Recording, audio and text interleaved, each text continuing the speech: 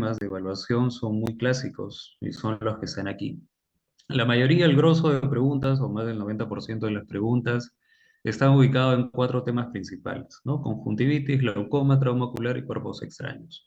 Y como cualquier examen o como cualquier formulación de una pregunta tipo ENAM, si ustedes no tienen la información clara o concisa para poder resolver una pregunta, siempre las premisas le van a otorgar a ustedes claves para poder identificar la pregunta, o perdón, la premisa más correcta o al menos quedarse entre dos claves y 50% de probabilidades de que ustedes puedan anotarle bien a la respuesta. Entonces, oftalmología, como cualquiera de las especialidades, cuenta con ciertas patologías propias de esta rama de la medicina. Y conforme vamos viendo algunas preguntas, voy a tratar de dar información adicional para que puedan completar al menos el repaso de las patologías más importantes o relevantes. Bien, así que vamos a empezar. Eh, Esta es una pregunta clásica, se repitió como cuatro veces en exámenes diferentes de NAM y también preguntas de salud.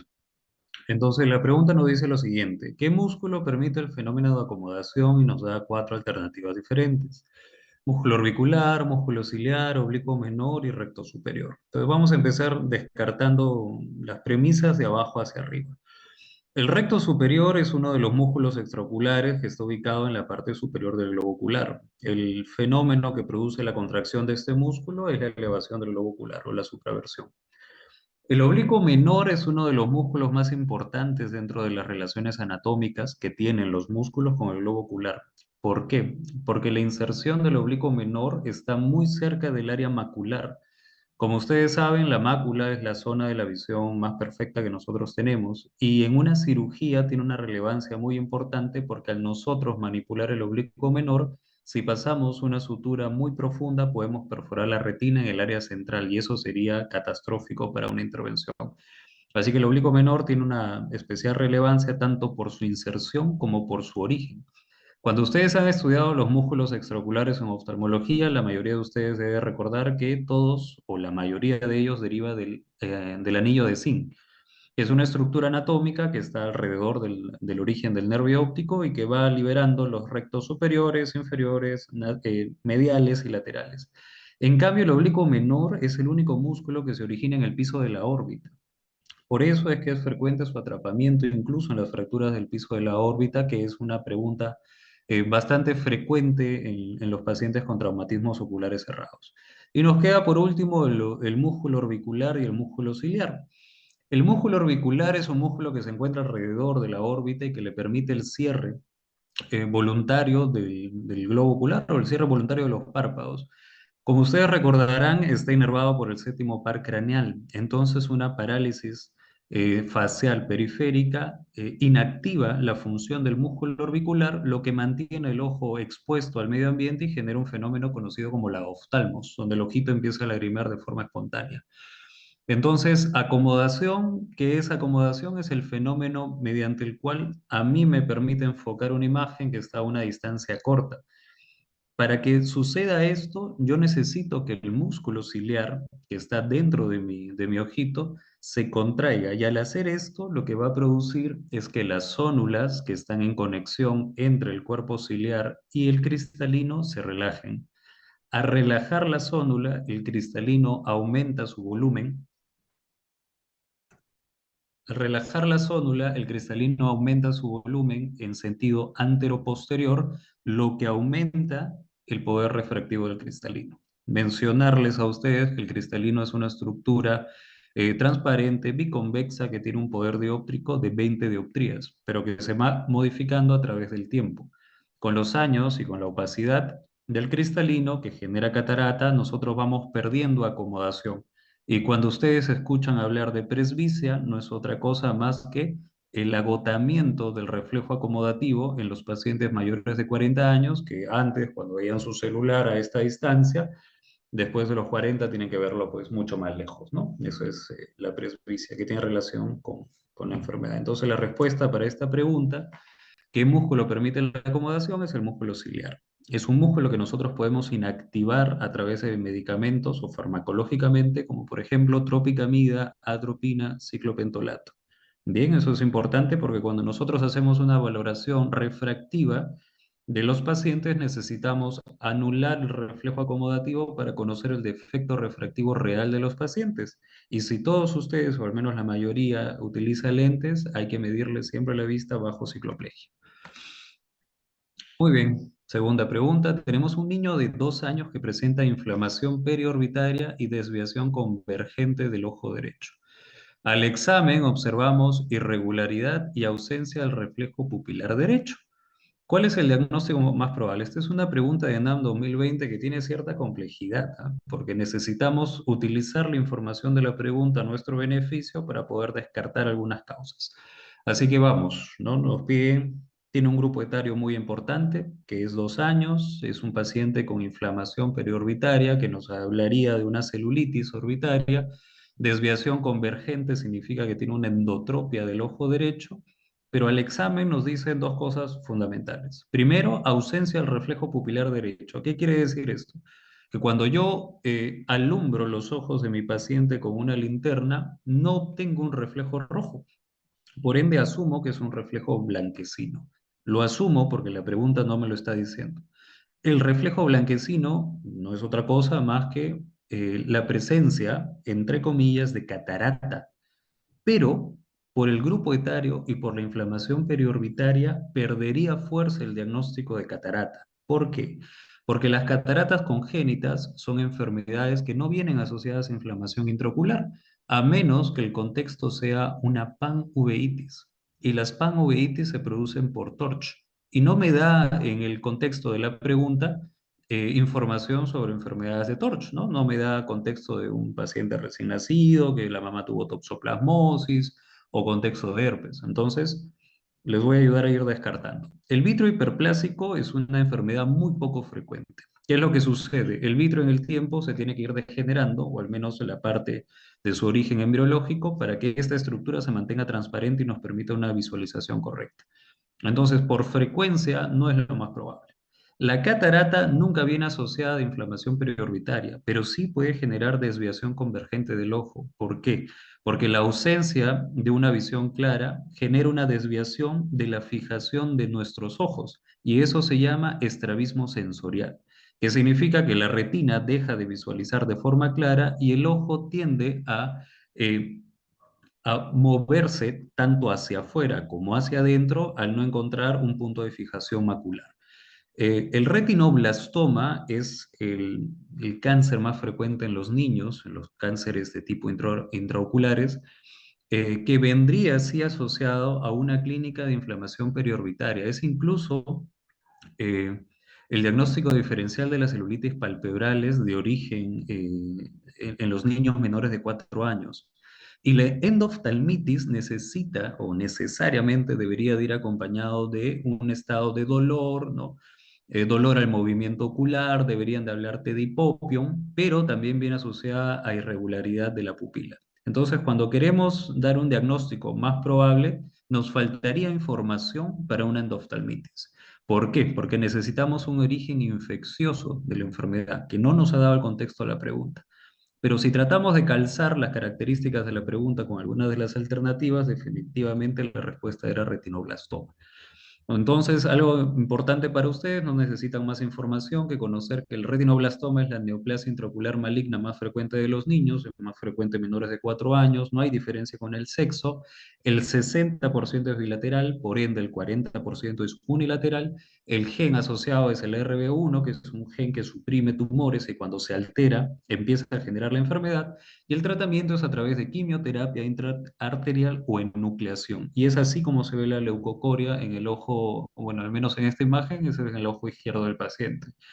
Pero nos podríamos haber confundido por el tema de la inflamación periorbitaria. ¿Bien? La respuesta correcta es retinoblastoma. Varón de 45 años sometido a un examen de retina, luego del cual presenta fotofobia, visión borrosa, pupilas con midriasis bilateral no reactivas a la luz ni a la acomodación.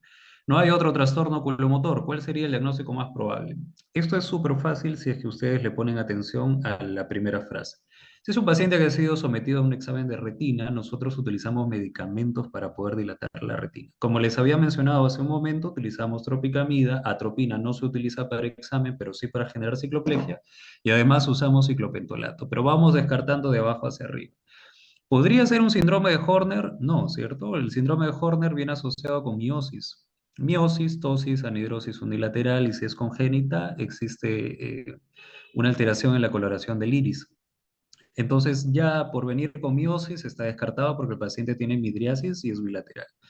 ¿Podría ser pupilas de Argyll-Robertson? Tampoco, porque estas pupilas también vienen con miosis y están en el contexto de una enfermedad de sífilis, ¿no? Que no nos da la información, al menos la pregunta, y ya de por sí, como viene con miosis, está descartado. ¿Podría ser una parálisis del tercero? Y esto es importante, ¿ah? ¿Qué hace el tercer par craneal con la pupila? Lo que sucede es que el tercer par craneal tiene fibras parasimpáticas.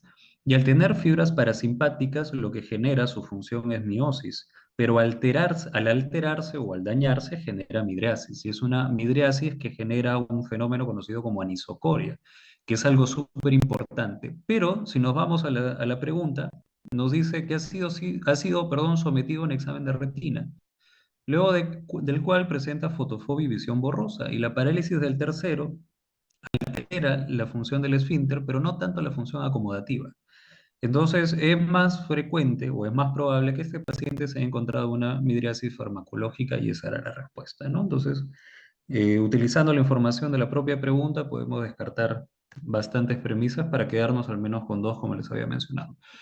Tenemos un varón de 60 años que acude por dolor agudo en el ojo derecho y al examen presenta fotofobia y aumento de la tonicidad del globo ocular. Esta es una pregunta antigua. Nosotros no utilizamos por lo común la palpación del globo ocular para darnos idea de que si la presión intraocular de los ojos está aumentada o no está aumentada. Pero vamos por diagnóstico diferencial de ojo rojo. Conjuntivitis. ¿Cuál es la característica de la conjuntivitis aparte del ojo rojo? La secreción. En este paciente no nos menciona secreción. El paciente no tiene fotofobia con conjuntivitis, entonces descartamos la A. Retinitis. Para yo diagnosticar una retinitis necesito una imagen del fondo del ojo. Debería de mencionarnos algo del fondo del ojo, una imagen blanquecina, hiperpigmentada, ¿no? Asociada a zona de vitreitis adyacente, disminución de la agudeza visual. Sin embargo, eso no está dentro de la premisa, por ende lo descartamos. Glaucoma, vamos a dejar un momento. Vámonos a cataratas. Cataratas. Para catarata, ¿cuál es la historia común del paciente? Una disminución progresiva de la agudeza visual, una disminución de la facilidad o de la habilidad para poder distinguir colores, contrastes, etcétera. No es el contexto. Y la queratitis necesariamente tiene que venir asociada a una lesión corneal blanquecina, que tampoco lo menciona la premisa, entonces el diagnóstico, y ya de por sí, por haber comentado la tonicidad del globo ocular, es claramente glaucoma. Nuevamente, esto en la actualidad no se utiliza para un diagnóstico diferencial, no, yo no toco el ojo para saber si tiene glaucoma, lo que hago es hacer una prueba con un tonómetro llamado tonómetro de Goldman. Muy bien, recién nacido de 2 semanas, tiene pífora, fotofobia y disminución del brillo corneal. Al examen, presión intraocular elevada, nervio óptico con depresión marcada.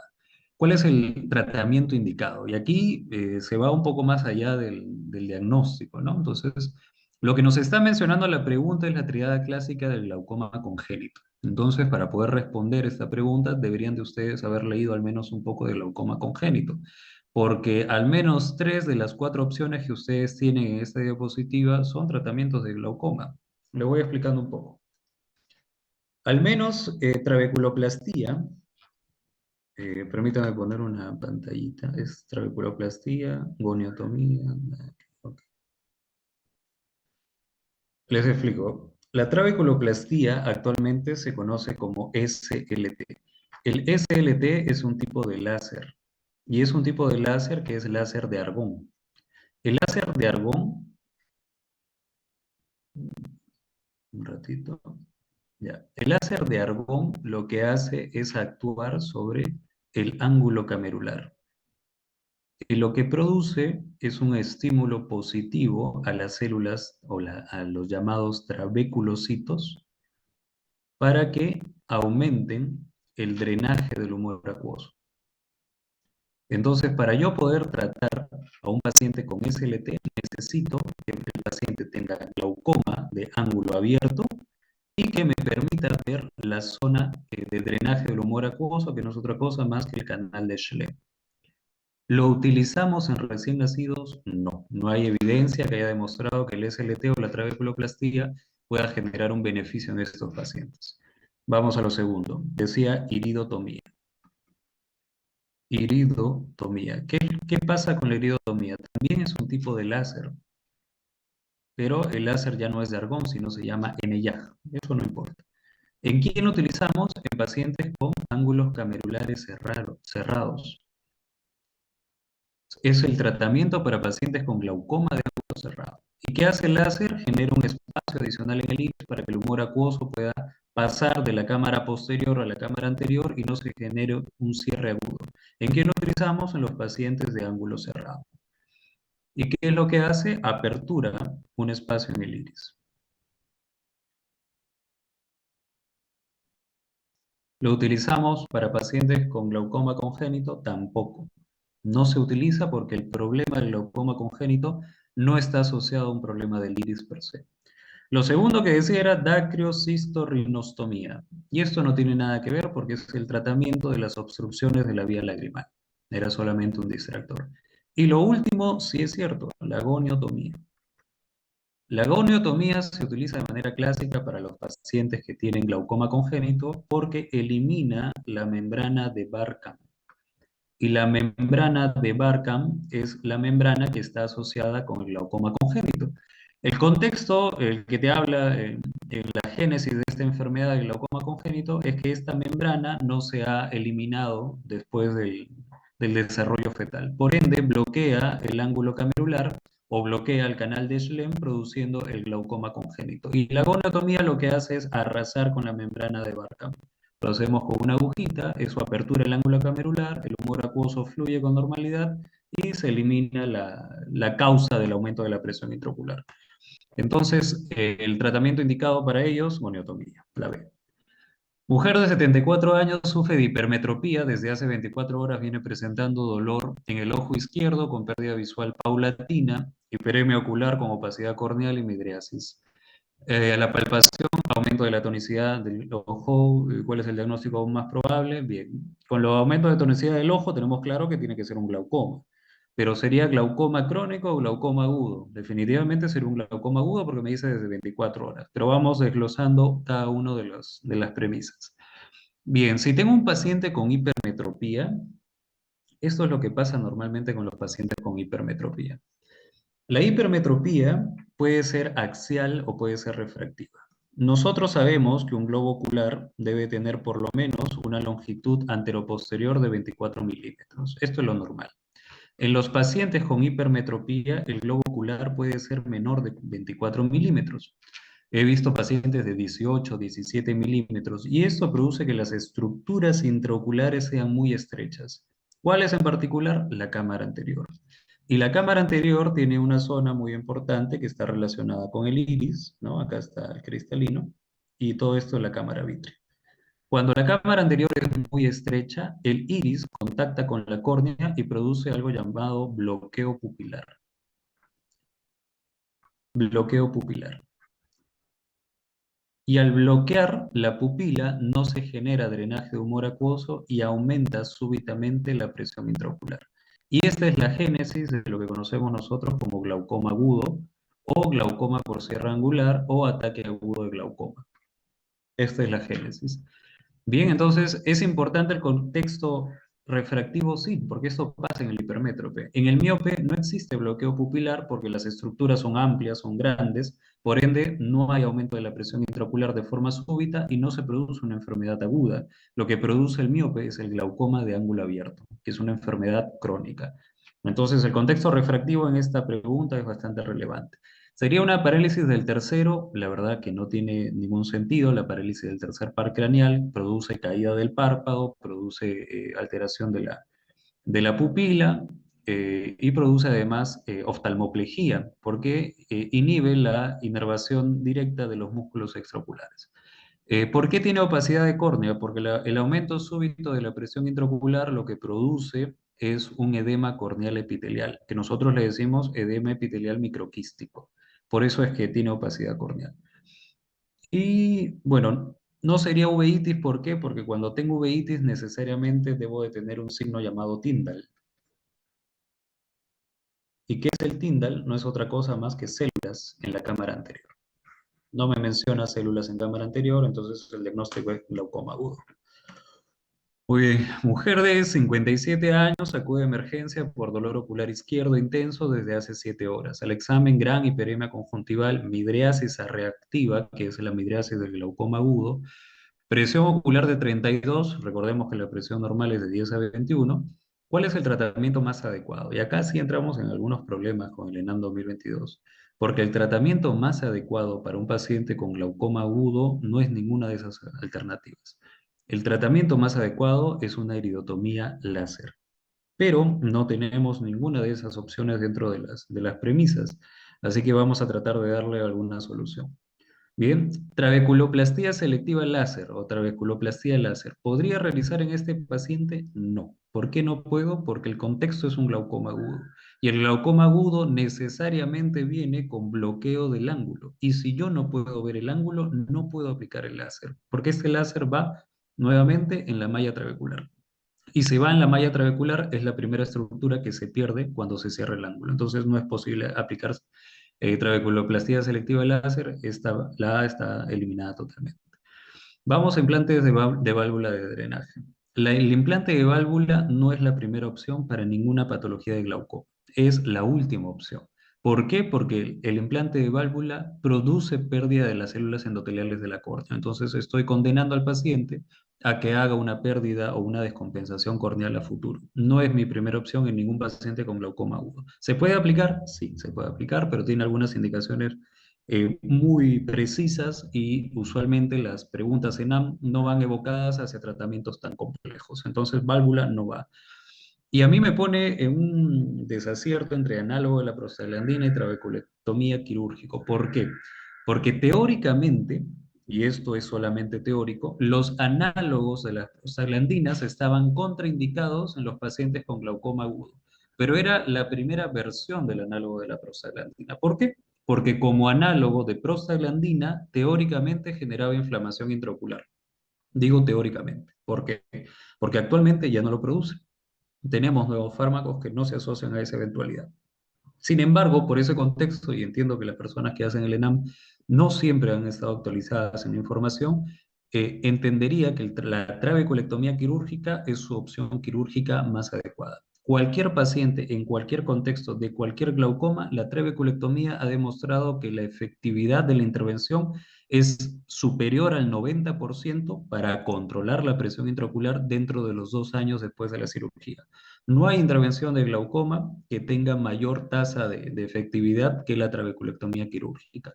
Entonces, tratando de dar solución a esta respuesta, actualmente el análogo de la prostaglandina no es contraindicación, pero al tener una trabeculectomía quirúrgica como una solución más estable, más viable para el paciente, tendría que irme por la opción B, ¿no? Que sería la trabeculectomía.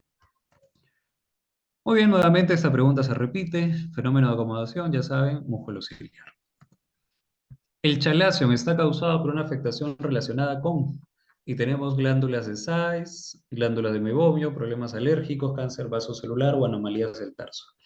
Bien, por frecuencia, el chalazion está provocada por una obstrucción de las glándulas de meiomio. Nosotros, detrás del párpado, tenemos 70 glándulas, 40 arriba y 30 abajo. Estas glándulas están dedicadas a la producción de lípidos, de aceite, que es fundamental para la función adecuada de las lágrimas. Probablemente muchos de ustedes tienen sensación de cuerpo extraño, tienen ardor ocular, el ojito lagrimea, molesta cuando están frente a la pantalla. Lo más probable es que ustedes tengan disfunción de las glándulas de meiomio. El tratamiento es muy sencillo.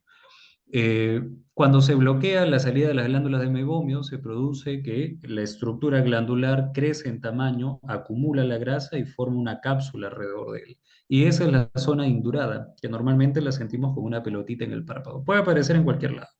Ahora, ¿la glándula de Seyss se puede obstruir? Sí, pero es muy infrecuente porque es una estructura que es muy pequeñita, con una canal de salida muy, muy pequeño y clínicamente no tiene relevancia. Jamás vamos a ver un chalazion por size, porque es muy pequeñito.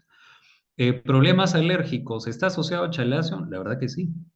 Está bastante asociada con el chalazo en los problemas alérgicos. Sin embargo, si tenemos la estructura anatómica que le da origen a la enfermedad, no nos iríamos por el contexto en el cual podría aumentar la probabilidad de presentación de esta enfermedad, sino nos iríamos a la estructura anatómica relacionada directamente. Entonces, por ende, glándula de mebomio sigue teniendo mayor peso que problemas alérgicos. Cáncer vasocelular no está asociado a la chalación, es una enfermedad frecuente en los pacientes con tez clara, ¿no? Se produce eh, por la exposición crónica a la radiación ultravioleta y el tratamiento de la resección. ¿Anomalías del tarso? ¿Podría producir chalación? Sí, pero es muy poco frecuente una anomalía del tarso, tendría que venir asociada a colobomas palpebrales, que es enfermedades muy poco frecuentes. Por ende, por frecuencia y porque es algo bastante conocido, el chalación está causado por una afectación de la glándula de Meibomian y ahí se acaba. Paciente con diagnóstico de trauma encefalocraniano, fractura de la base del cráneo. Al examen está alerta, parcialmente desorientado, con movimientos oculares conjugados conservados y midriasis paralítica del ojo derecho. ¿Cuál es el par craneal relacionado? Si ustedes recuerdan neurooftalmología, o al menos pupilas, que es una clase importante en oftalmología, lo van a contestar súper sencillo, ¿no? Entonces vamos por la A es el cuarto par craneal. El cuarto par craneal es el par troclear, ¿no? Que inerva al músculo oblicuo superior. El músculo oblicuo superior produce movimiento de intorsión del globo ocular, pero no genera ningún tipo de alteración o movimiento de la pupila, no está ni cerca de la pupila. El segundo par craneal es el nervio óptico. Y el nervio óptico te permite a ti llevar información de la retina hacia la corteza occipital, a la corteza visual primaria, pero no tiene relación con la pupila. El sexto par craneal es el par craneal que inerva al motor ocular externo, que es el recto lateral, que produce el movimiento hacia afuera del globo ocular. Nuevamente no tiene relación con la pupila, pero sí el tercero, que les había mencionado hace un momento. El tercero, las fibras que conectan con la pupila son las fibras parasimpáticas que se encuentran alrededor del nervio óptico, perdón, alrededor del tercer par craneal. Y esto es importante y tiene bastante relevancia clínica. ¿Por qué? Porque cuando yo tengo el tercero, y permítame dibujarles un momentito, cuando yo tengo el tercer par craneal, todo lo que está fuera del tercero, que está envolviendo como si fuera la capa de una manguera, son fibras parasimpáticas. Y todo lo que está dentro son fibras motoras. Entonces, si recuerdo, el tercer par craneal, ¿a qué músculos inerva? Al recto superior, recto medial, recto inferior, al músculo elevador del párpado y al músculo ciliar.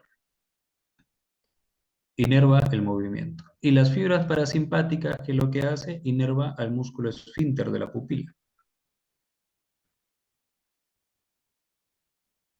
Bien, pero ¿qué pasa cuando tengo una masa? Y el contexto del caso clínico probablemente me está hablando o de edema cerebral o de un hematoma cerebral, que podría ser cualquiera, ¿no? No voy a entrar a detalle de eso. Pero el hematoma o los tumores o los aneurismas lo que producen es compresión del tercero. Y al comprimir al tercero, ¿cuáles son las primeras fibras alteradas o que son lesionadas? Las fibras externas. ¿Y cuáles son las fibras externas? Las parasimpáticas. Por ende, ¿ustedes cuál creen que va a ser la primera alteración del paciente? ¿Sería una alteración de la pupila o sería una oftalmoplejía por alteración de los músculos extraoculares? Si es anatómicamente, obviamente va a ser primero anisocoria. Entonces, todo evento compresivo va a generar anisocoria en mi paciente. Y todo evento vascular, ustedes recuerdan la vasa vasorum, que es una microvasculatura que irriga e inerva a los nervios. Todo evento isquémico. ¿Quiénes tienen eventos isquémicos? Diabéticos, hipertensos, ¿no? Va a lesionar la vasa vasorum y por ende lo primero que va a lesionar son las motoras, porque primero va a alterar la zona interna del tercer par craneal. Entonces, si yo tengo un paciente diabético con parálisis del tercer par craneal, la primera clínica va a ser oftalmoplejía, porque va a alterar las fibras motoras que inervan la movilidad del recto superior, recto medial, recto inferior, músculo elevador del párpado y músculo ciliar. Y después de haber lesionado todas las fibras motoras, recién me va a dar anisocoria o alteración pupilar. Caso contrario en los eventos de traumatismo encefalocranianos, compresivos, tumores, aneurismas, que por compresión de las fibras parasimpáticas, la primera clínica que me va a dar es anisocoria. Entonces, si ustedes recuerdan esto anatómicamente, cualquier pregunta más difícil o menos difícil que esta, van a poder responderlo sin ningún problema. Bien, entonces todo lo que está asociado con midriasis paralítica, porque si tú alteras el esfínter que tienes, midriasis, va a estar relacionado con el tercer par craneal. Pero recuerden, por favor, la anatomía para que tengan al menos una base anatómica para poder explicar cómo se afecta primero uno y cómo se afecta primero el otro. Varón de 22 años, presenta desde hace 3 días secreción serosa y escozor en el ojo derecho, el examen, hiperemia conjuntival en el ojo derecho, agudeza visual normal en ambos ojos, presión intraocular de 12. ¿Cuál es el diagnóstico más probable? Es una pregunta muy sencilla del ENAM 2022. Bien, ¿por qué no sería queratitis? Primero, la queratitis, como les había mencionado, necesariamente tiene que venir con una lesión blanquecina en la córnea. ¿Por qué? Porque esta es la úlcera corneal. Las úlceras corneales pueden ser bacterianas, virales o pueden ser micóticas. Las de peor pronóstico, micóticas. Además, el cuadro debería de venir asociado con dolor franco, porque las queratitis producen un dolor insoportable en el ojo. Debería de venir con fotofobia y lagrimeo, ¿no? Que es la clínica regular de los pacientes con alteración corneal. Pero no, el paciente no tiene nada de eso, ¿no? No, hiperemia conjuntival, no, no tiene nada de eso. Además, cuando la queratitis genera distorsión del área visual, viene acompañado de disminución de la agudeza visual. No es el caso, descartamos queratitis aguda. Uveitis, ¿cuál es la clínica típica de la uveitis? Ojo rojo, no hay secreción, disminución de la agudeza visual, fotofobia y además existe celularidad en la cámara anterior. No nos da el contexto, no es uveitis anterior. Glaucoma agudo. ¿Cuál es el signo más ominoso del glaucoma agudo? Dolor. Si no hay dolor, no es glaucoma agudo. No, no existe el glaucoma agudo que no genere dolor. E incluso es un dolor que activa el sistema parasimpático. Entonces el paciente no solamente tiene dolor, tiene náuseas, tiene vómitos, está pálido, puede tener diarrea, ¿no? Diaforesis, es un dolor muy intenso. Y ya de por sí nos da la presión intraocular en 12. Como ustedes saben, lo normal es de 10 a 21, no es glaucoma. Por ende, ¿cuál es el tipo de conjuntivitis más frecuente? La aguda, y dentro de las agudas, si el paciente tiene serosa, secreción serosa y escozor, es una conjuntivitis alérgica. 22 años, conjuntivitis alérgica es bastante común. Bien, ¿qué pasaría si me dice secreción purulenta? Tendría que ser una conjuntivitis bacteriana. ¿Y qué pasaría si me dice una secreción serosa o mucoide? Podría ser vírica, pero necesariamente necesitamos otras características que mejor se las menciono de una vez antes que se me pase. Entonces, el diagnóstico diferencial de ojo rojo es sencillísimo. Bien, si tienen secreción, siempre es conjuntivitis. ¿Cuál es la característica distintiva de cualquier conjuntivitis? Que no afecta la agudeza visual. Esto es súper sencillo. No afecta la agudeza visual. Ningún paciente con conjuntivitis va a venir por disminución de la agudeza visual. Por ende, cualquier caso clínico con ojo rojo y secreción es conjuntivitis. ¿Cómo diferenciar las conjuntivitis? Hay dos tipos diferentes, una con papilas y la otra con folículos. Las papilas solo pueden ser o bacterianas o alérgicas. Y los folículos solo pueden ser víricos. Entonces, una pregunta que yo haría como para despistar a muchas personas es ¿cuál es la única conjuntivitis bacteriana que produce folículos? Porque es una excepción a la regla y las excepciones son altamente preguntables. ¿Cuál es la conjuntivitis por clamidia? Es la única conjuntivitis bacteriana que se presenta con folículos. El resto todas son papilas. Bien, ahora, eh, aparte de la conjuntivitis, para que la tenga más sencilla, bien, aparte del ojo rojo, tiene otro signo ominoso que es dolor. Paciente con ojo rojo y dolor, tienes tres opciones. O es glaucoma, o es uveitis, que también puede generar dolor, o es queratitis. No hay otro diagnóstico que provoca dolor. ¿Cuál es lo típico del glaucoma? Es un aumento de la presión intraocular que viene acompañado de midriasis arreactiva. ¿Qué significa midriasis arreactiva? Que le pones luz al paciente y la pupila no hace esto, se queda estática. Y además edema corneal. Permítanme un segundo. Se lo voy a escribir, ojo rojo, dolor, glaucoma. Necesariamente eh, aumento de la presión intraocular, edema corneal y eh, midriasis reactiva. Ya está. ¿Cómo viene la queratitis? Historia típica. Paciente con antecedentes de herpes, ¿no? ¿Cómo te pueden decir antecedentes de herpes? Lesiones vesiculares, en base eritematosa, dolorosas, ¿no? Puede venirte también como un paciente que tuvo contacto con vegetal, tuvo un trauma ocular con una madera, trabaja en el mercado cortando vegetales, ¿no? Manipuló cebollas, chef, se rascó el ojo y presenta queratitis. ¿Cuál es el signo luminoso aparte del dolor? La mancha blanca, una opacidad blanquecina. Sin esto no hay queratitis. ¿Puede haber secreción? Sí. Pero además que produce esto, fotofobia. Mancha blanca con fotofobia. Y el otro es la uveitis. ¿Cuál es la causa más frecuente de uveitis en el Perú? Toxoplasmosis. De las pocas enfermedades que la respuesta no es TB. Toxoplasmosis. Bien, ¿cómo viene la uveitis? Viene con disminución de la agudeza visual, dolor moderado, ¿no? Aquí el dolor es intenso en glaucoma y queratitis también es moderado. Dolor moderado, pero necesariamente tiene celularidad en cámara anterior. Y ya está. Entonces, ninguna conjuntivitis produce dolor jamás. Bien, mujer de 25 años acude a emergencia porque limpiando el inodoro le pica accidentalmente ácido muriático en el ojo derecho. ¿Cuál es la conducta más apropiada? Y cuando te hablan de la conducta más apropiada, significa cuál es el manejo más sencillo y efectivo que podrías tener con el paciente. Así que vamos de abajo hacia arriba. La D dice colocar un parche y llamar rápidamente al especialista.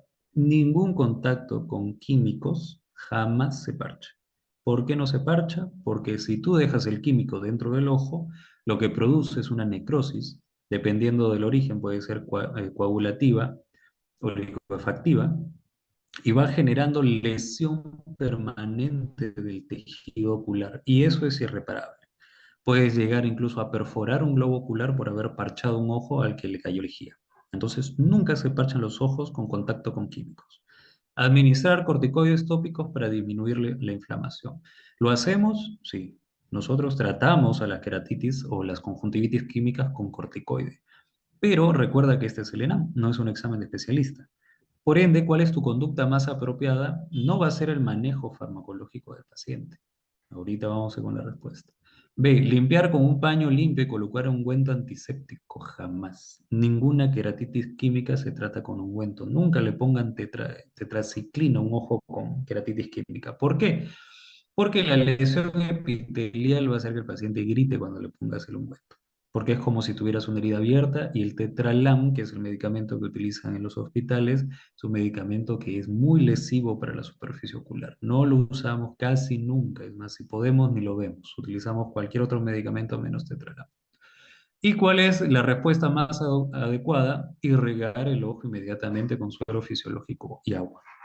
Y esto es para ustedes. Cuando estén en actividad médica, en el segundo donde estén, no importa el agua que sea. No importa si es agua de manguera, no importa si es agua de caño, no importa dónde venga el agua. Laven el ojo. ¿Cuánto? Por lo menos 1 litro a más. No paren con 1 litro. Lávenlo con 2, 3, 4 litros, lo que ustedes gusten. Pero todo ojo con contacto con químicos se lava inmediatamente antes de pensar ser derivado al especialista. Bien, entonces la respuesta, la conducta más apropiada ante un ingreso de cualquier material químico dentro del ojo es irrigar con suero fisiológico si tienes y si no, con agua corriente. No importa, cualquier agua es suficiente. Mujer de 40 años que sufre un golpe con un palo en su ojo derecho al examen pupila deformada, hematoma subconjuntival e ifema. ¿Cuál es la conducta inicial? Bien, entonces nuevamente te preguntan qué es lo más sencillo, pero más efectivo que podrías hacer. Eh, ¿Instilarías antibióticos y analgésicos? Te diría que no. ¿Por qué no? Si te dice pupila deformada, hematoma subconjuntival e ifema, si ustedes no recuerdan lo que es ifema, es sangre en la cámara anterior, te están hablando de un trauma ocular abierto. Ninguna pupila después de un trauma se deforma si es que no hay una apertura del globo ocular, lo que haya permitido la salida del iris a través del defecto. Entonces, conociendo este contexto, no puedes instilar ni aplicar ningún medicamento tópico hasta ser evaluado el paciente. Por ende, traumas oculares con pupilas deformadas nunca se les pone ungüentos antibióticos. ¿Nosotros utilizamos antibióticos tópicos? Sí. Si es que hay una lesión abierta, podríamos. ¿Qué medicamentos? Sin preservantes. No lo tienen. Normalmente en las postas no se usa de indicación por medicina general. El ENAM está dedicado a la intervención del paciente utilizando el contexto de que tú eres médico general, por ende, nunca va a ser la opción antibióticos y analgésicos. ¿Bien? Jamás se instilan antibióticos ante un trauma ocular abierto. ¿Por qué? Porque puedes provocar una iritis química o puedes provocar una retinitis química. Imagínate que tienes una entrada, una solución de continuidad que está directamente en contacto con el vitrio y le pones tetralam. Ese tetralam va a entrar dentro del ojo, va a generar una retinitis química y en la visión del paciente no se va a poder recuperar. Por ende, no se utiliza en ningún contexto medicamentos tópicos. Solamente lo hacemos nosotros y con indicaciones muy particulares. ¿Ah? Tampoco es de uso habitual. Analgésicos y control de evolución del sangrado. Todo estaría bien, pero eh, nuevamente es un trauma ocular abierto. Si es un trauma ocular abierto, no puedes quedarte con el paciente, tienes que derivar. Maniobra de Valsalva y protección ocular. Si te dice maniobra de Valsalva, significa que tienes que aumentar la presión intraabdominal, lo que va a aumentar la presión de las venas oftálmicas, lo que genera un aumento de la presión intraocular y a su vez va a provocar que si tienes un defecto en la pared del globo ocular, va a provocar una autoevisceración o una evisceración espontánea. Entonces, pacientes con traumas oculares abiertos tienen que ser derivados con antieméticos. ¿Por qué? Porque si el paciente vomita, el globo ocular puede autoeviscerarse por el aumento de la presión intraocular, por la maniobra de Valsalva. Por ende, maniobra de Valsalva jamás. Y la respuesta correcta sería protección y derivación al especialista. ¿Cómo proteges? Un parche ocular no compresivo y derivas al paciente. No irrigas, porque nuevamente es un trauma ocular abierto. Si tú metes agua, esa agua puede ingresar al globo ocular y ocasionar una endoftalmitis. Carpintero de 32 años sufre impacto de partícula en ojo derecho mientras se encontraba martillando un clavo. Acto seguido presenta dolor ocular y disminución de la agudeza visual. Sospechamos de un cuerpo extraño intraocular. ¿Cuál es el estudio de imagen contraindicado? Esto es una pregunta que podría ser aplicable para cualquier especialidad. Nunca vas a hacer una resonancia magnética si la sospecha ha sido un clavo, ¿cierto? Si no, sale el ojo ahí pegado al resonador. El resto sí se hace. Tomografía axial computarizada, lo usamos con frecuencia, ecografía ocular, con tal de que no sea una apertura ocular con globo hipotónico, puedo hacer una ecografía ocular. Radiografía de órbita sería el primer examen de elección.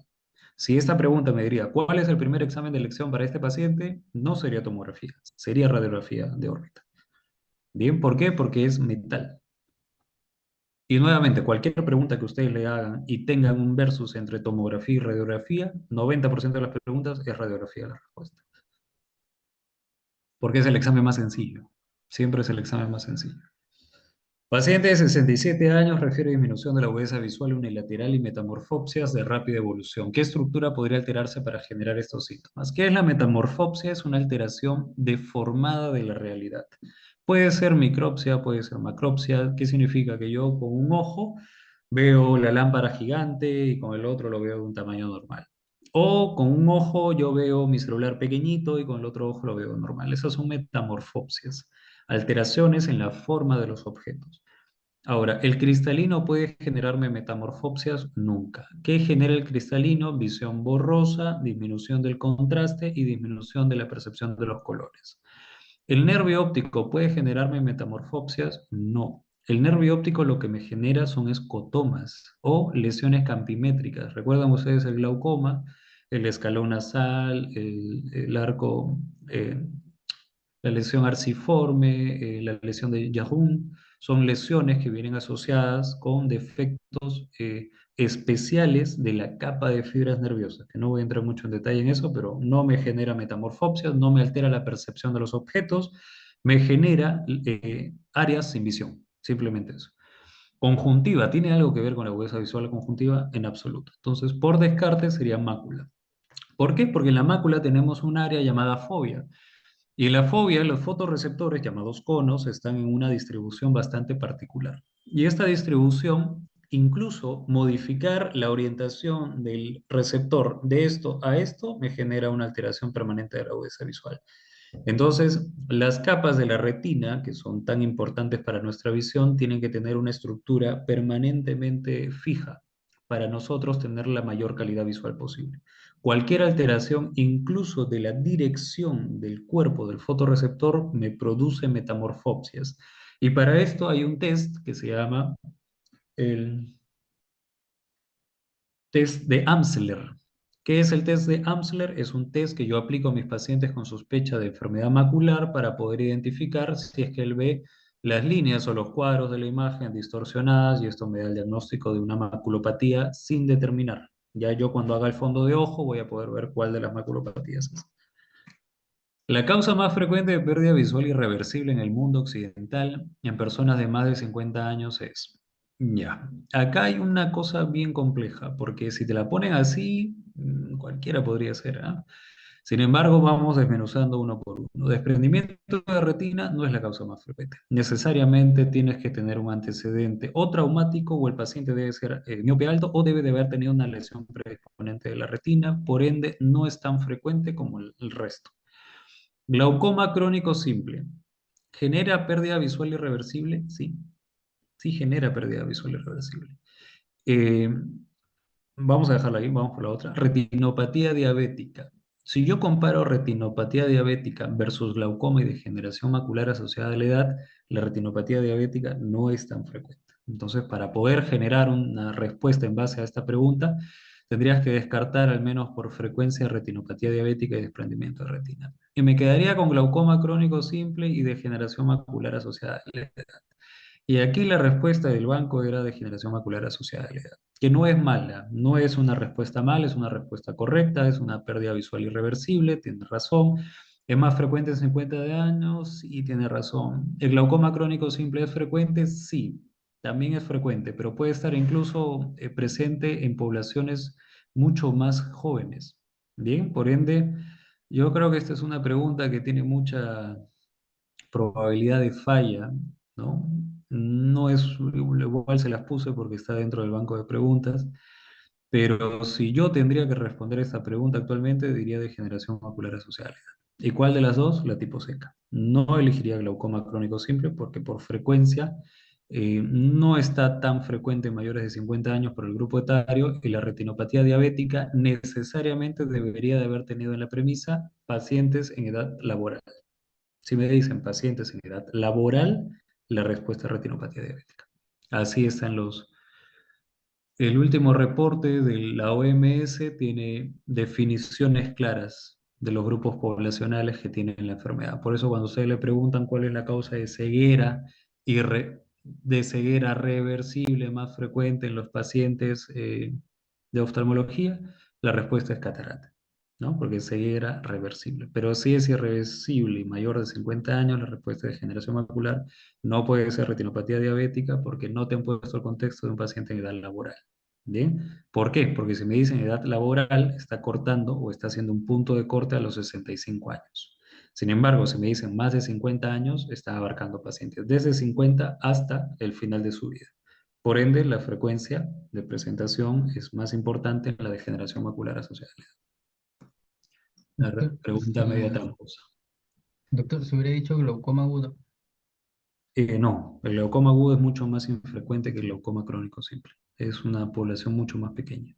Y necesariamente deberías de haber tenido un contexto refractivo, ¿no? Como paciente hipermétrope, ¿no? Que incluso si tú comparas glaucoma crónico de ángulo abierto y glaucoma crónico de ángulo cerrado, el glaucoma crónico de ángulo abierto es 10 veces más frecuente que el cerrado. O sea, por frecuencia no podría ser eso. No podría ser al menos el agudo. ¿Cuál es el tratamiento de primera elección para la retinopatía diabética? Bien. En el caso matostatina intravítrea, no tiene que ver con la enfermedad. Y vamos con lente de medida, cirugía de catarata y panfotocoagulación láser. ¿Los lentes de medida es el tratamiento de la retinopatía diabética? No. Los lentes de medida es el tratamiento para las ametropías. ¿Que un paciente con diabetes puede tener miopía? Por supuesto, pero no es el contexto de la pregunta, no es la respuesta de la enfermedad. Cirugía de catarata y panfotocoagulación láser. Los pacientes con diabetes hacen glaucoma, perdón, hacen catarata, sí, y hacen una catarata muy especial llamada subcapsular posterior. Se la voy a poner por acá. Por acá. La catarata del diabético se llama subcapsular posterior. Pero no me han dicho el tratamiento de la catarata secundaria o que el paciente con retinopatía diabética tiene catarata. Puede haber un paciente con retinopatía diabética sin catarata, por supuesto. Tenemos pacientes con diabetes tipo 1 que a los 10 años están haciendo retinopatía. Entonces, ¿cuál es el tratamiento? Es en realidad la panfotocoagulación láser. De acá la voy a explicar un poco, porque al menos es más general para ustedes. La panfotocoagulación láser lo que hace es eliminar retina isquémica. ¿Y qué hace con esto? Darle mayor predominancia de oxígeno y nutrientes al área macular. Por ende, la panfotocoagulación quema la retina isquémica periférica para darle mayor nutrición y oxígeno a la mácula. Entonces, si yo tengo un nervio óptico, y esta es la arcada vascular temporal, y esta es la nasal, y este es el área macular, mi panfotocoagulación láser siempre va por fuera de las arcadas temporales. 360 grados. Por eso se llama panfoto, porque lo hace por toda la retina. Pero ¿esto qué significa? Que estoy sacrificando campo visual del paciente. El paciente ya no va a ver donde yo puse la panfotocoagulación y esto va a evitar, ¿no?, la aparición de neovasos. Y con esto la complicación de los neovasos, que puede ser hemovítreo o puede ser glaucoma neovascular, ¿cierto? Entonces, la panfotocoagulación láser es el tratamiento de elección hasta el momento actualmente para todo paciente con retinopatía diabética, tanto proliferativa como no proliferativa severa. ¿Bien? ¿Qué es lo que hace? Evita que se forme el neovaso, pero hay otro contexto. El otro tratamiento de los pacientes con retinopatía diabética es este de aquí, que es el antiangiogénico.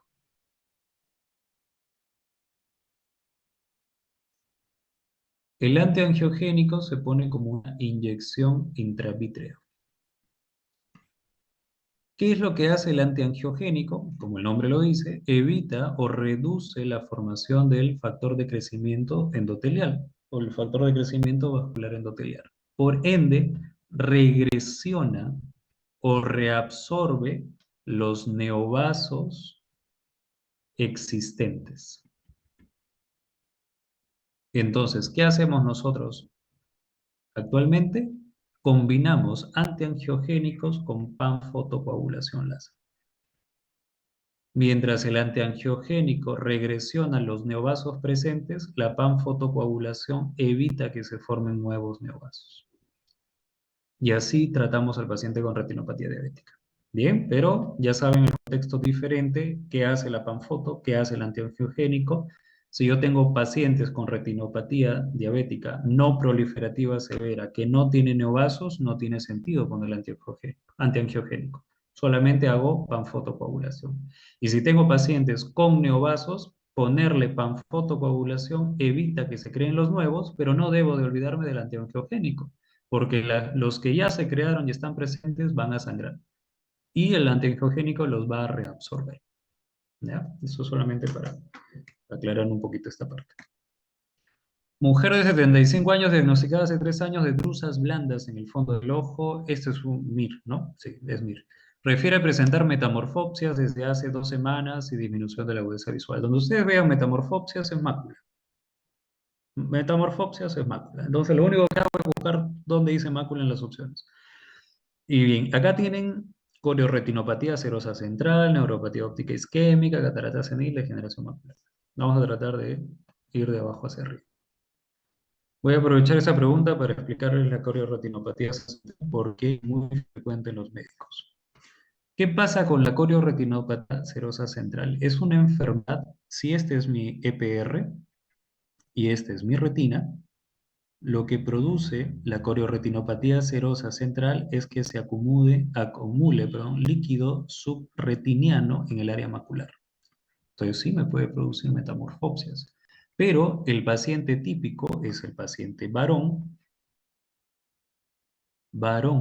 joven, con personalidad tipo A, eso de personalidad gerencial, por eso los médicos estamos metidos ahí, con altos niveles de estrés, con pocas horas de sueño, ya se están identificando varios probablemente, que acumula el líquido subretiniano. ¿Por qué? Porque el nivel de cortisol elevado por el estrés empieza a generar una disfunción de las células del EPR. Y las células del EPR no pueden funcionar, su bomba de ATPasa retirando líquido, ¿no? Sodio-potasio, y empiezan a acumular debajo de la retina. Y esta la levanta. ¿Cuál es el tratamiento para esto? Algo llamado láser subliminal. Pero esto dudo que algún día lo pregunten, solamente es información para ustedes. ¿Bien? Área macular, líquido subretiniano, causa metamorfopsias, cuadro típico, varón joven, ¿no? Entre los 30 y 50 años, personalidad de tipo A, altos niveles de estrés, poco sueño, ¿no? Tengo por lo menos 4 médicos en tratamiento por retinopatía serosa central y un interno de medicina. Súper frecuente. Neuropatía óptica isquémica. La neuropatía óptica isquémica es súper sencilla. El nervio óptico es una estructura que tiene una excavación y tiene unos vasos. Puede ser de tipo arterítico o no arterítico. Lo más frecuente es que sea no arterítico. ¿Y qué tiene que ver o qué enfermedades tienen que ver aquí? Principalmente la hipertensión arterial. ¿Qué es lo que provoca? Cualquier contexto de infarto es idéntico. Provoca la formación de una placa ateromatosa que bloquea la irrigación del nervio óptico. ¿Cuál es la irrigación del nervio óptico? Tiene varias porciones, pero la más importante es la arteria central de la retina. Y además los vasos peripapilares.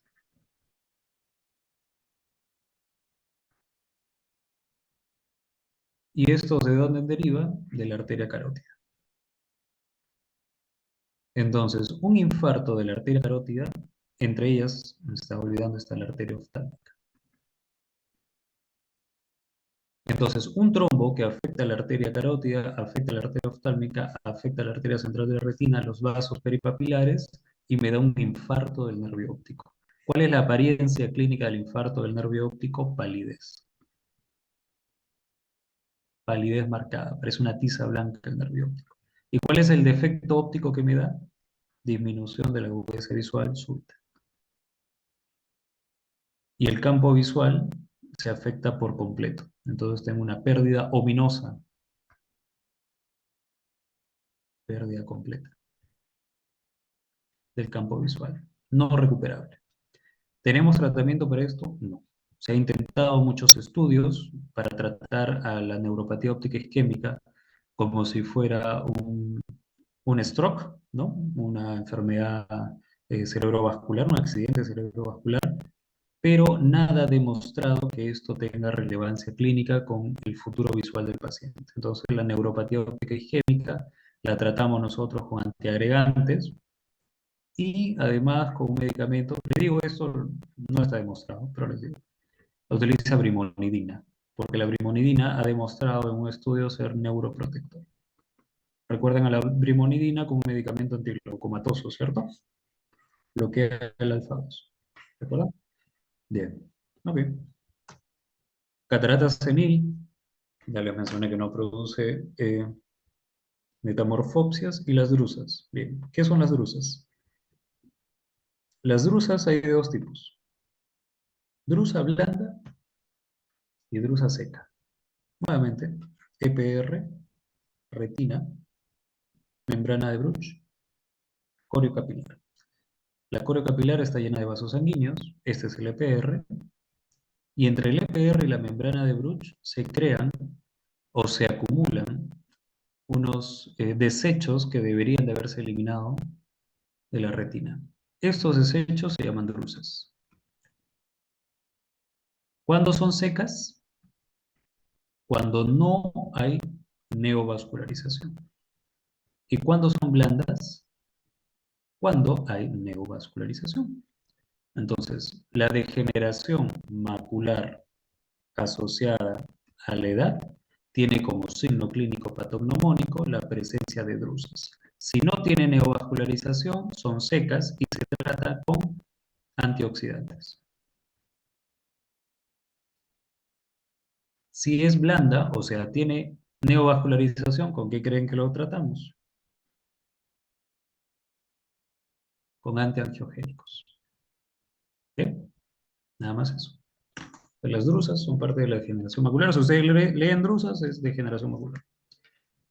Niño de 7 años con ceguera nocturna, ¿cómo se denomina esta condición? Bien. Si no sabes el nombre, tienes que descartar. Iridociclitis, que es la inflamación del cuerpo ciliar y el iris, que me causa algo llamado uveitis intermedia. ¿Provoca ceguera? No provoca ceguera. Tosis, ¿qué es la tosis? La caída del párpado superior. ¿Provoca ceguera nocturna? No. Si cae completamente, sí obstruye la agudeza visual, pero si tú elevas el párpado, el paciente no tiene alteración de la agudeza visual. Y te quedarías entre discromatopsia y hemeralopía. ¿Qué es la discromatopsia? Es una condición genética en la cual tú tienes ausencia de un tipo muy especial de cono, que puede ser azul, puede ser verde, puede ser rojo, y tienes una alteración en la percepción de los colores. Cada nombre tiene cada ausencia de cono o alteración del cono tiene un nombre distinto. No recuerdo los tres: deuteranoptia, protanoptia, y no recuerdo el azul, pero tiene nombres en particular. ¿Y qué es la hemeralopía? Es la ceguera nocturna. Entonces, si tú te acuerdas que la discromatopsia es el daltonismo, el daltónico no cambia su percepción de los colores, sea de día o sea de noche. Él lo ve alterado absolutamente todo el día. Por ende, por descarte, debería de ser tu respuesta hemeralopía, y esa es la condición conocida como la ceguera nocturna. Eh, ok. Hay una enfermedad que se caracteriza por ceguera nocturna. Eh, Se llama retinosis pigmentaria. eh, Les menciono algo chiquitito. Si ustedes recuerdan, tienen dos tipos de fotorreceptores dentro del ojo: el cono y el bastón. El cono le da la visión fotópica, significa que es la visión que me da colores. Pero el bastón es el tipo de fotorreceptor que me da la visión nocturna, que me da la visión de, del espacio, del movimiento. Cuando tú apagas la luz de tu cuarto y todo está oscuro, el bastón es el que entra a taller. Cuando la luz está prendida y tú observas los colores, es el cono. Por ende, si alguna vez te preguntaran cuál es la alteración del fotorreceptor inmerso en la enfermedad por retinosis pigmentaria, tú recuerdas que la retinosis pigmentaria se asocia con ceguera nocturna, por ende, el fotorreceptor alterado tiene que estar asociado con la visión en la noche. ¿Cuál es el fotorreceptor alterado? El bastón. Entonces, en otras palabras más sencillas, la retinosis pigmentaria es una alteración congénita en la función de los fotorreceptores llamados bastones. Nada más. Mujer de 65 años, hipertensa y diabética, presenta pérdida importante de la agudeza visual en el ojo derecho desde hace 4 días. En el fondo del ojo se aprecian venas tortuosas, dilatadas, hemorragias en llama, edema retiniano, manchas algodonóseas. Diagnóstico más correcto, y esto es una pregunta del MIR. Bien, ¿sería una oclusión de la arteria central de la retina? No. ¿Por qué? Porque cuando se ocluye la arteria central de la retina, toda la retina se ve pálida, excepto el área macular, que se ve en rojo cereza, por la distribución de los vasos coroideos. Como la retina es más delgada en ese sector, se permiten ver los vasos coroideos y eso le da la imagen de mácula en rojo cereza. Bien, no es el contexto de esta enfermedad, no me habla de rojo cereza en la mácula, me habla de hemorragias, de edema, de manchas algodonosas, etc. Vamos a retinopatía diabética. Bien, en la retinopatía diabética proliferativa, ¿puede haber todo esto? Sí, puede haber todo esto. Podría haber hemorragias en llama, podría haber edema retiniano difuso, podría haber manchas algodonosas, pero no habrían venas tortuosas ni dilatadas. Eso no es el contexto clínico ni visual de un paciente con retinopatía diabética. Sus venas son normales, no hay nada en eso. Hemorragia vítrea. Ya de por sí la hemorragia vítrea o el hemovitrio genera una dificultad muy grande de poder observar características de la retina. ¿Por qué? Porque la sangre está delante de la retina y es como si me pintaran de rojo la ventana de una casa. No me permite ver las estructuras o los muebles que tienes dentro de ella. Por ende, el hemovitrio no te da características de la retina, no te permite observar el nervio óptico, todo se ve muy turbio. Entonces, si te hablan de venas tortuosas y dilatadas, en realidad lo que te están hablando es esto. Esto es una obstrucción de la vena central de la retina. ¿Con qué viene acompañado? Si ustedes ven, el nervio óptico está hiperémico, edematoso. Las hemorragias que están en este sector de acá, estas hemorragias se llaman en llama, significa que son hemorragias que afectan la capa de fibras nerviosas, y estas hemorragias son hemorragias retinianas. ¿Cuál es la diferencia? Que la distribución vascular superficial de la retina me permite a mí observar las hemorragias como en brochetazos, pero cuando la hemorragia es profunda se observa como puntos o manchas.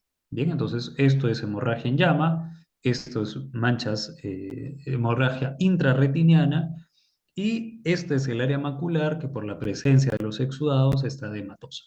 Entonces, ¿dónde ha sido la obstrucción? En el centro. Y la fisiopatología de esta enfermedad te habla que la obstrucción venosa ha sido en la lámina cribosa.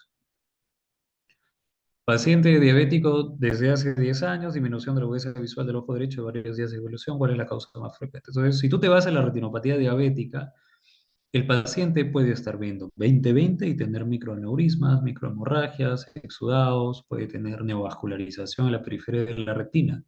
Pero mientras la enfermedad no afecte la mácula, el paciente no presenta baja visual. Y a veces es difícil convencer al paciente sin una imagen mostrándole cómo está su fondo de ojo de que tiene que aplicarse láser. Entonces, todo contexto de baja visual en paciente diabético necesariamente tiene que tener relacionado una alteración de la mácula. Sobre todo si te dice disminución de la agudeza visual de varios días de evolución. Porque si te dijera de muchos años de evolución, tú podrías fácilmente pensar que es una catarata metabólica. Porque las cataratas en los pacientes diabéticos son frecuentes, pero necesitan años de evolución. En cambio, acá te he dicho que sí, es diabético hace 2 años, pero la visión le ha bajado hace varios días. Entonces, nada que altere el cristalino es veloz, a menos que sea un traumatismo. ¿Bien? Entonces, edema macular recientemente instaurado, tiene toda la lógica de ser esta la respuesta. Aparición de hipermetropía secundaria al aumento de la glucosa es algo infrecuente, sí pasa, pero no es frecuente. Estrabismo secundario, el estrabismo secundario te generaría diplopia, ¿no? Visión doble, porque un ojo está enfocando una imagen retiniana y el otro está enfocando por otro lado. Y la catarata metabólica, como los he mencionado, necesita, si no son meses, que sería muy corto, en realidad son años de evolución. ¿Ya? Entonces no es el contexto de una enfermedad aguda. Paciente varón de 58 años, diabética, tratamiento con insulina, acude a urgencias por haber presentado disminución repentina de la visión en el ojo derecho. La agudeza visual es cuentadeo, 50 centímetros, no hay dolor, segmento anterior es normal. ¿Cuál es la causa más probable? Bien, si es una disminución repentina, tiene que haber sido un cuadro que necesariamente o sea macular o sea un sangrado intraocular. No hay otra. Entonces, una uveitis anterior en el contexto de un paciente diabético podría ser, pero no es frecuente. Es raro, no es común. Normalmente la uveitis viene asociada a enfermedades reumatológicas como artritis reumatoide, lupus, Sjögren, o viene asociada a infecciones intraoculares, ¿no? Como toxoplasmosis, sífilis, toxocariasis, ¿no? No es frecuente. Presbicia. La presbicia no me causa una disminución repentina de la agudeza visual, es una disminución paulativa del enfoque de cerca en pacientes mayores de 40 años que se corrige usando lentes. Glaucoma neovascular. ¿Por qué no es glaucoma neovascular? Porque necesariamente tendría que venir asociado con neovascularización iridiana, que se llama rubiosis iridis, y aquí menciona que el segmento anterior es normal, y además el glaucoma neovascular es un glaucoma agudo, y por ser glaucoma agudo viene con dolor necesariamente. Y este paciente no tiene dolor y el segmento anterior está normal. Entonces, descartando probabilidades, la hemorragia vítrea que ha pasado con esta paciente, un neovaso de la retina se ha roto, ha sangrado hacia el vítreo, ha teñido el vítreo de sangre y el paciente le bajó la agudeza visual. ¿Cuál es el tratamiento del hemovitrio? Si la causa es neovascularización, nuevamente antiangiogénicos, y si el hemovitrio permanece más de 2 semanas, se tiene que realizar una cirugía llamada vitrectomía mecánica. Significa que yo entro con un aparatito llamado vitrector, limpio la sangre y dejo la retina sin vitrio hemático, ¿no? Entonces, mejora la agudeza visual. 40 años, acude a servicios de urgencias por cefalea y alteraciones visuales no bien definidas. En la TAC se observa un gran tumor hipoficiario. ¿Cuál de los siguientes datos se esperaría encontrar en el paciente? Bien. Si la alteración es un tumor hipoficiario, por ende yo tengo una alteración del quiasma óptico. ¿Qué estructuras o qué vías son las que decusan en el quiasma óptico? Las vías nasales. Y si las vías nasales, o sea, la hemirretina nasal, ha mandado sus axones para que decusen en el quiasma óptico, ¿cuál es el defecto que tengo yo en el campo visual? Tiene que ser temporal. ¿Por qué temporal? Por el cristalino. El cristalino lo que hace es voltear la imagen. Por eso, cuando yo observo un fondo de ojo, por el cristalino yo tengo que pensar que la imagen está invertida y revertida, porque el cristalino voltea las imágenes y el cerebro es quien las vuelve a poner en la posición original. Bien, entonces, si necesariamente el quiasma óptico ha sido lesionado por un tumor hipoficiario y ha lesionado mis fibras nasales, mi defecto campimétrico tiene que ser temporal. Y si es temporal, la respuesta es hemianopsia bitemporal. Es sencillo. No sería homónima izquierda, ¿no? Porque para ser homónima izquierda tendría que ser de la cintilla óptica necesariamente. Tendría que ser afectado mi campo temporal izquierdo y nasal derecho para ser homónima izquierda. ¿Bien? Y no sería binasal porque tendría que haberme afectado las vías temporales bilaterales y eso es sumamente difícil.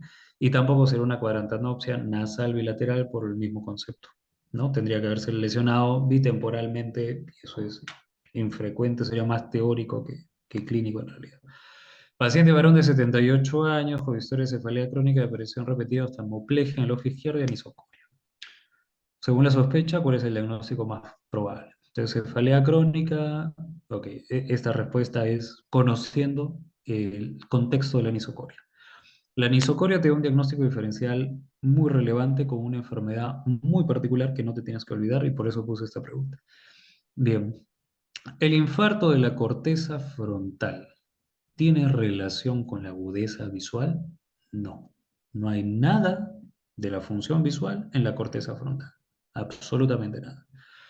Una neoplasia cerebral, eh, ¿podría producir cefalea crónica? Sí. ¿Aparición repentina de oftalmoplegia en el ojo izquierdo en isocoria? Sí.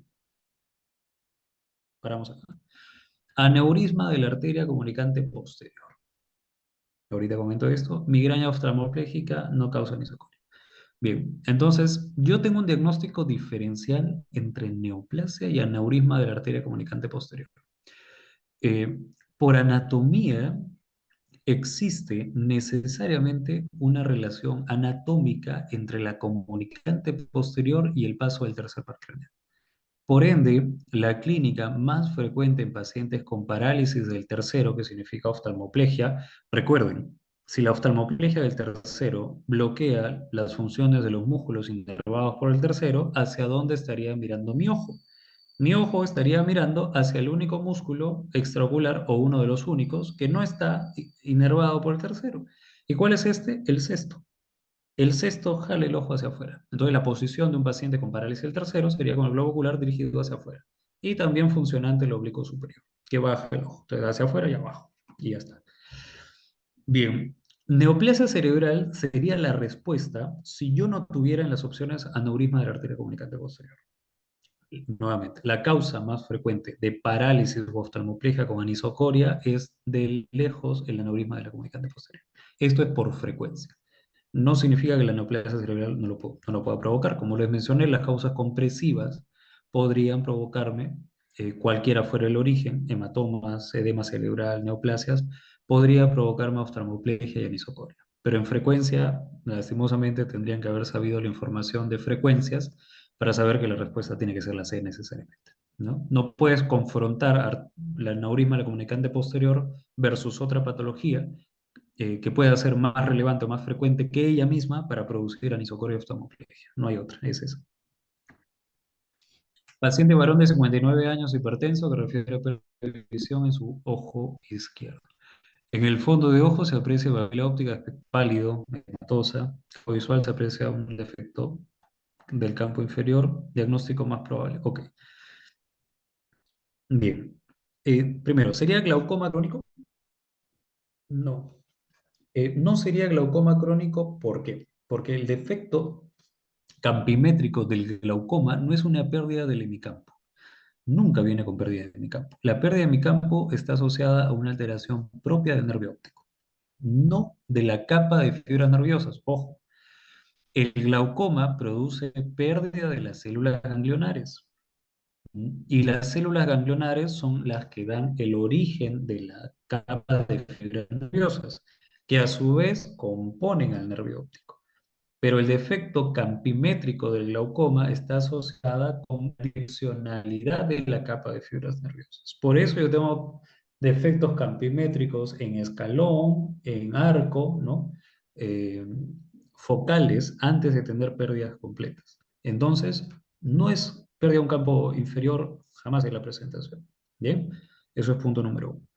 Entonces, si esto viene asociado, la pérdida de un hemicampo, necesariamente al nervio óptico, no podría ser obstrucción de la vena central de la retina.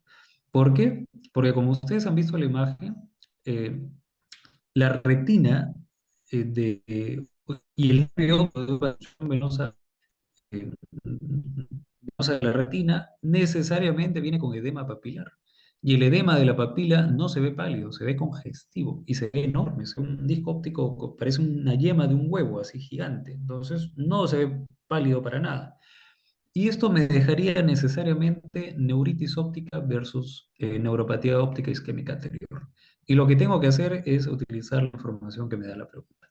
Me dice que es varón y que es hipertenso. ¿Qué es lo más frecuente? Neuropatía óptica isquémica anterior, no arterítica.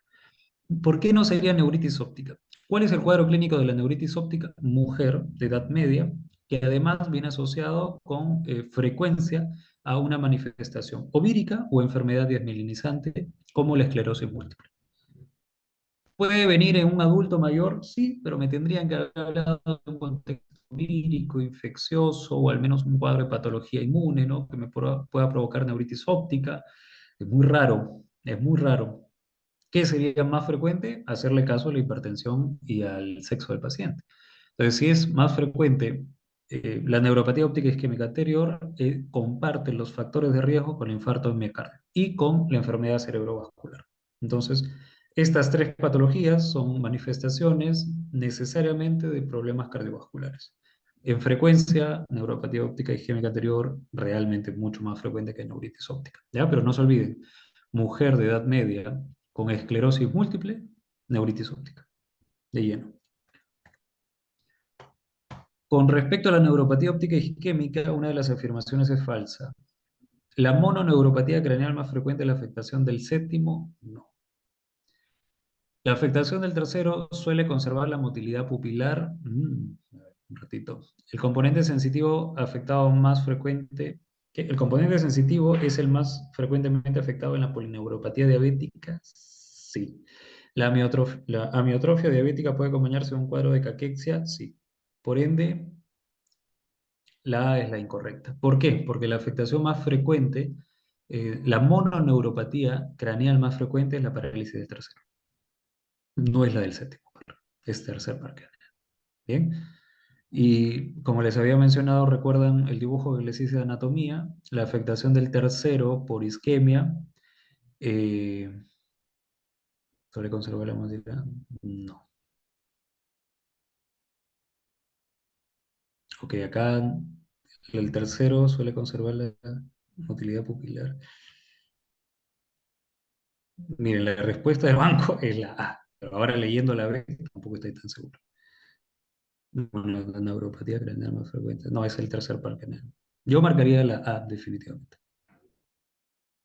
Pero el tercero no es una mala respuesta. Ok, vamos a considerar la A como respuesta. La A era la respuesta del banco. Esto es una pregunta del MIR.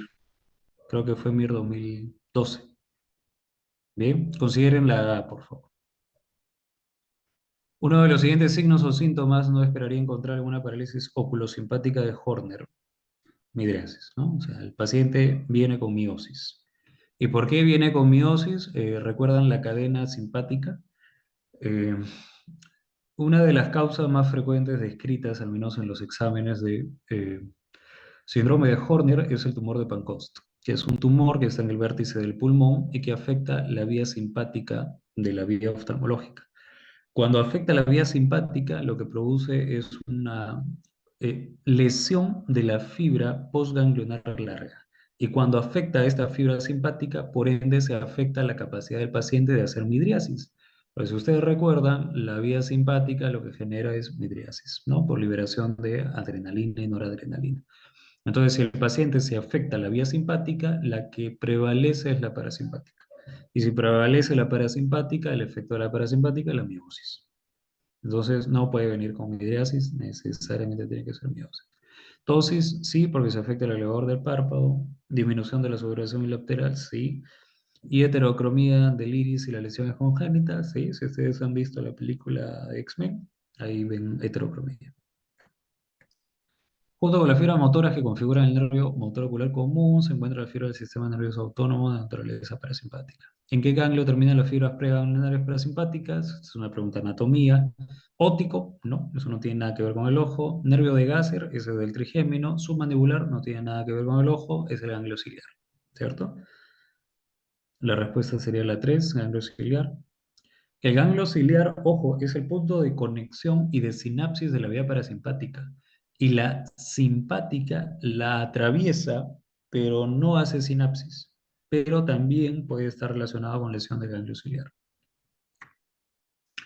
En la uveitis anterior específica señala el medicamento de elección. Ok, les explico. La uveitis anterior, como es un fenómeno inflamatorio de la cámara anterior y tiene células flotando, lo que yo quiero es controlar la barrera hematoacuosa del iris. Por ende, lo que quiero es algo que me ayude a que deje de filtrar células hacia la cámara anterior. ¿Por qué? Porque la uveitis anterior se complica por la presencia de estas células con glaucoma, porque las células inflaman al trabéculum provocando trabeculitis, perdón, y además pigmentan la cámara anterior del cristalino, incluso pudiendo provocar catarata uveítica. Entonces, el único medicamento de esta lista que puede mejorar o estabilizar la barrera hematoacuosa del ojo es la atropina. La gentamicina es un antibiótico, el latanoprost es un antiglaucomatoso que activa la vía uveoscleral para el drenaje lumbar-acuoso y el timolol es el medicamento de segunda elección para un glaucoma que actúa sobre los receptores beta que están ubicados en el cuerpo ciliar, que son los que producen el humor acuoso. No tiene que ver con la uveitis. El ataque agudo de glaucoma es una entidad muy dolorosa cuyo tratamiento debe instaurarse con la mayor brevedad posible. ¿Cuál de estos signos no corresponden a este diagnóstico? Ok, miosis, cámara anterior estrecha, edema corneal e hiperemia ciliar. Les había mencionado que uno de los signos clínicos del glaucoma agudo es la midriasis reactiva. Pero ¿por qué se produce esto? El aumento de la presión intraocular es tan súbita e intensa que infarta a las fibras del iris. Al infartarlas no les permite reaccionar con la luz. Por eso el músculo se dilata. No es una dilatación plena, sino es una dilatación media y no reacciona con la luz. Por eso se llama midriasis arreactiva. Entonces, lo único que no va con este cuadro es la miosis. Pero que sí, los pacientes tienen cámara anterior estrecha por el bloqueo pupilar, hay edema corneal, como les había mencionado, microquístico, y hay hiperemia ciliar porque se altera la irrigación ciliar del globo ocular. Ya nos falta poquito. ¿Cuál de los siguientes hallazgos es el que menos ayuda para el diagnóstico de glaucoma crónico? El que menos ayuda, asimetría, presión intraocular elevada. Definitivamente, de todos estos, los tres primeros son claros signos de glaucoma. Y la agudeza visual disminuida, o sea, por debajo de 20-100, puede ser provocada por catarata. Un miope alto puede tener una agudeza visual así. O un paciente con espasmos acomodativos, pacientes con hemovítrios, pacientes con degeneración macular, todo puede tener esta disminución de la agudeza visual. Pero un paciente con degeneración macular no tiene excavación papilar aumentada, que si lo tiene glaucoma, no tiene una simetría en la excavación, que lo tiene glaucoma, y no tiene una presión intraocular por encima de 25. Entonces, claramente, lo único que no sería tan relevante para el diagnóstico es la agudeza visual. Hombre de 35 años que acude al servicio de urgencias por dolor en su ojo derecho de 3 días de evolución. La exploración biomicroscópica muestra tras tinción con fluoresceína una úlcera corneal central en forma de dendrita. Bien, ¿cuál es el diagnóstico? Necesariamente tienen que conocer que la dendrita es el signo patognomónico de las queratitis herpéticas. O sea, necesariamente tiene que ser viral y necesariamente tiene que ser herpética. Ninguna de las otras queratitis me va a generar una dendrita en la córnea. Entonces, esto necesariamente requeriría que ustedes conozcan que la dendrita es el signo patognomónico de las queratitis herpéticas. Y de los herpes, el más frecuente es el herpes tipo 1. Elige la premisa correcta. Conjuntivitis bacteriana sin afectación corneal produce pérdida visual permanente. Eso nunca, ya saben, las conjuntivitis no bajan la visión. Paciente varón de 60 años con pérdida súbita de la visión puede presentar catarata. La catarata nunca es pérdida visual súbita. El glaucoma causa pérdida visual reversible, es irreversible. El estrabismo es causa frecuente de dolor ocular. No hay ninguna respuesta correcta acá. Creo que esta fue una pregunta de salud del 2008 o 2009. No hay respuesta correcta en estas premisas. Bien, solamente se las puse para mencionar. Y ya está.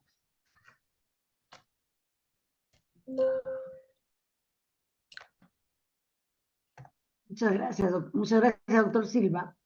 Gracias. ¿Alguna pregunta, jóvenes? Por favor. Deben haber varias preguntas ahí en el auditorio, en la sala. Ah, sí, una consulta. Para la conjuntivitis, ¿actualmente se recomienda hacer oclusión del ojo o Nunca, nunca. Nunca se ha recomendado la oclusión ocular en ningún contexto de enfermedad infecciosa. Entonces, el único contexto donde yo podría ocluir un ojo es en una enfermedad llamada queratitis actínica, que es la que se produce en pacientes que se han expuesto a radiación ultravioleta, que comúnmente son pacientes soldadores, ¿no? Son pacientes que están soldando y en la madrugada les genera un gran dolor ocular porque la córnea se ha quemado y al quemarse ha perdido el epitelio corneal. Ahí sí lo parcho, porque la molestia no fue infecciosa, sino fue una quemadura ocular. Luego, cuando yo trato queratitis, conjuntivitis, blefaritis, nada que tenga que ver con bacterias o infecciosos se parcha en el ojo. Eso está contraindicado. ¿Alguna otra pregunta? Doctor, buenas noches. Una consulta. ¿Cuál dijo que era la única conjuntivitis bacteriana que da folículos? Clamidia, la clamidia trachomatis, que es la misma que te da la enfermedad llamada tracoma, que es la causa de ceguera en países no desarrollados como África, causa ceguera.